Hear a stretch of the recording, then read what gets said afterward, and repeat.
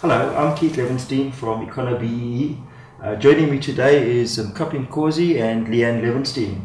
We're going to be discussing a really important issue on the new amended BEE codes called the empowering supplier. So what is exactly an empowering supplier and why is it important? Kapi.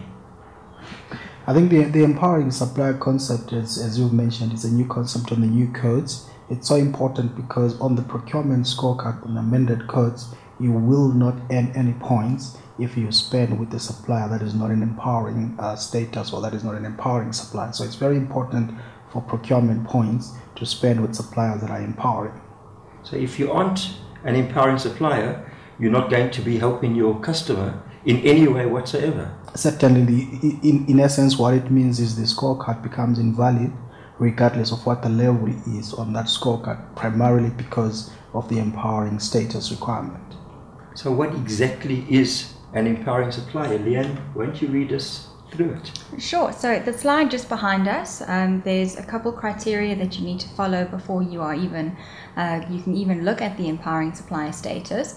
Namely, you need to be a good corporate citizen, which unfortunately doesn't have a very wide definition, but there's certain legal compliance aspects that one must follow. For example? Your submissions, your employment equity submissions, your WSP, you need to be in compliance with your SARS requirements, so obviously you need to be able to do those things. And then there are 5 criteria that you follow to be an empowering supplier. Generics need to follow 3 of these, whereas a QAC can choose 1 of the 5. The 5 that you'll see on the slide just behind me, there's 5 different ways that you can be an empowering supplier. 1 is 25% of cost of sales are procured locally. We'll explore more of this. What exactly do you mean by 25% of cost of sales in Kapi, and how would you measure it? It's an interesting thing because obviously the codes do not define exactly what they mean by cost of sales. But from an accounting perspective, I would assume that you're primarily looking at your purchases, which are related to your production cost, without necessarily looking at the stock movements that may or may not be included within the cost of sales number. Another question that always tends to come through is, do you also include your operational expenses in that calculation? My answer would be no, because the code specifically mention cost of sales in terms of achieving that 25% local spend. Great. So give me an example of a company who is most likely to be an empowering supplier on that first criteria, 25% cost of sales. What type of companies would you automatically have no problem with calling the fact that they meet that first condition?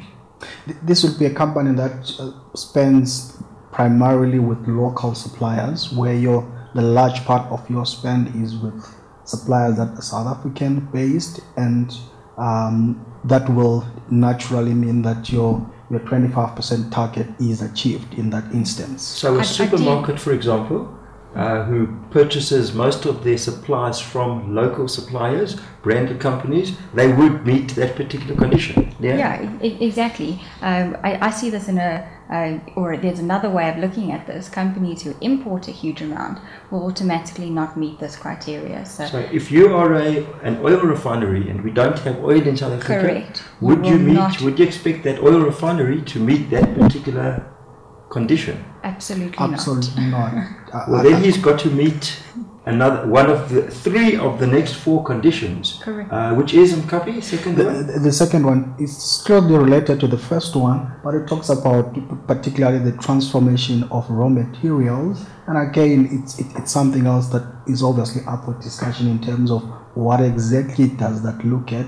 And it also talks about the assembling or packaging of similar or South African produced products. So it's still linked to the first one, but in this instance you're looking at what happens to the product when it lands in South Africa.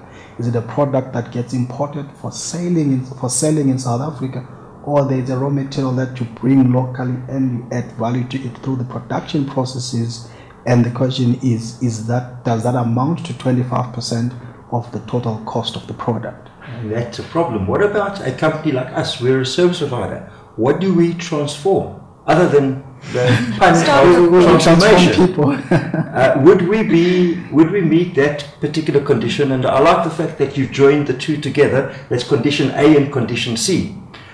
Would we meet that condition C in our particular company? The most, in a way, we transform is photocopy paper into manuals. We transform information into reports. So certainly a company like ourselves will struggle to meet that condition because number one, we don't have a raw material that we can point a finger at and say this is a raw material that we, for instance, a mine would say we dig the ground and we produce iron ore and then we transform this iron ore into proper ore. So we don't have a specific raw material that we can point a finger at, and companies like ourselves may struggle with that particular indicator. Okay, and we've got to still, let's remember, Leanne, it was 3 out of those 5 criteria. So some people might get to all three, both of those criteria. Some might struggle to get both of those criteria. So we've got 3 more criteria. Leanne, the important one, category B is?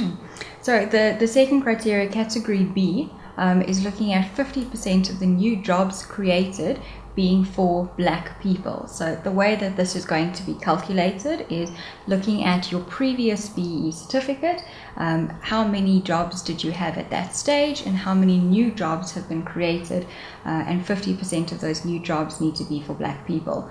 This doesn't necessarily mean retrenching and rehiring or swapping out on same positions. You need to specifically hire and create new jobs.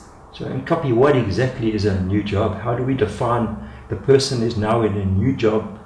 It could be looked at from two angles. The first one is job creation could mean a new position that was not there in the business. It may be filled by a person who is already in the business, but the key is the position is a new position within the business. So that's the first dimension of looking at it from a job creation perspective. The second dimension is obviously it's a new job that is being filled by a completely different person coming from outside. And I like what Leanne mentions, that it's not necessarily replacing or replacement labor. This is completely new positions that were previously not there in the business, and it's important to always remember that in the calculation. So in our particular case, we're a growing company.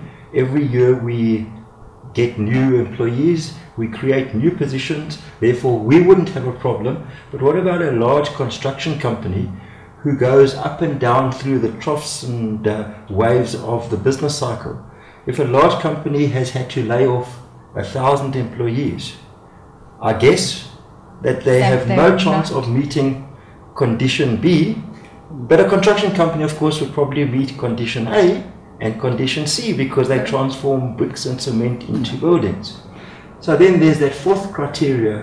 Leanne, go through that. The fourth criteria is known as skills transfer, and that is almost an absolute for all companies. They need to be reaching this criteria because what this looks at is skills transfer done to more than 51% black-owned EMEs and QSEs. That skills transfer that you should be doing is transferring a skill across, showing a small business how to do their financials or improve their marketing strategy, and so forth. This criteria we say a company must do because this also links into your supplier development strategy, which is, as we know, a must again in order to be compliant on the scorecard. So on copy it says 12 days of productivity. Can that be done over a period of 1 day per month or maybe 2 hours per week?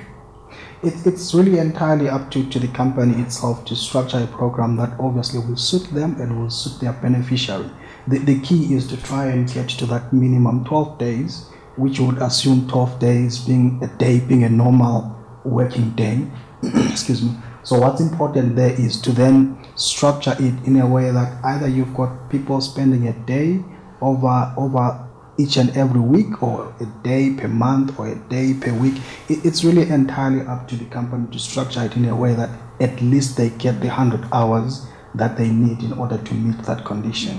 Okay, you're now the consulting manager of EconoBEE. What proof would you require in order to ensure that our clients are able to reach that particular requirement? There obviously needs to be proof of the time that is spent, ideally some kind of a training register. I would also like to have that training register accompanied by some kind of minutes or a record of what this skills transfer is all about. So keep track of the time through a register where each or both parties sign the register to say we had a meeting today, or we had a mentorship session today, we spent an hour, and both parties sign that register. But on top of that, keep some kind of minutes for the meetings as well, just to have an idea of what's going and what's happening in those sessions. That sounds great. Leanne, the last criteria doesn't apply to everybody, does it? Yeah, it definitely doesn't. The last criteria says that 85% of your labor costs must be paid to South African employees by specifically service industry businesses. So this doesn't apply to all companies. For example, that construction company who may be able to purchase 25% of cost of sales locally or do transformation of raw material wouldn't necessarily be a service business. So there are some of these criteria apply to service businesses, some of these criteria apply to different businesses. The one at the bottom would be applicable to a company like ours, and we would reach that one very easily. What about an IT company? Would they be a service business? You probably would sign a service level agreement with them. Does that mean that they automatically service Nkapi? It doesn't automatically mean that. I think it's something that needs to be looked at case by case. But from a generalization perspective, you would want to think that all sort of ICT related services could potentially be classed under the services umbrella. But just because we belong or someone belongs to the services sector, it doesn't automatically make them a services company. And if the title of your business is service station, you also are not in the service industry. Correct. So, in general, how easy is it going to be for companies to become an empowering supplier? Well, whether or not this is an easy thing to do, companies need to be very well aware of how they are going to be an empowering supplier in the future, because they may work very hard to get a good score, a level 7 or a level 8, but if you aren't an empowering supplier, your scorecard effectively is 0. Well, that's quite a little session that we've just done. Thank you for watching. Cheers, bye-bye.